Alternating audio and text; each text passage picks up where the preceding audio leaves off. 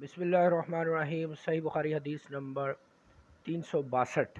हज़रत सुहेल बिन साद रज़ी अल्लाह ताला अन्हो से रवायत है कि नबी सल्लल्लाहु अलैहि वसल्लम के हमरा कुछ सहाबा अपनी चादरें बच्चों की तरह गर्दनों पर गिरा लगाए नमाज पढ़ते थे। चनाचे मस्तूरात को हिदायत की जाती थी कि जब तक लोग सीधे होकर बैठ न जाएं, इस वक्त तक वो सजदा से अपना सर न उठाएं। सही बुखारी हदीस number 362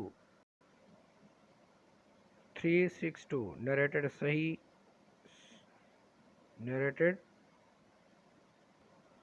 Sahal radiallahu ta'ala anhu. The men used to offer salah with the Prophet with their azar tied around the necks as boys used to do.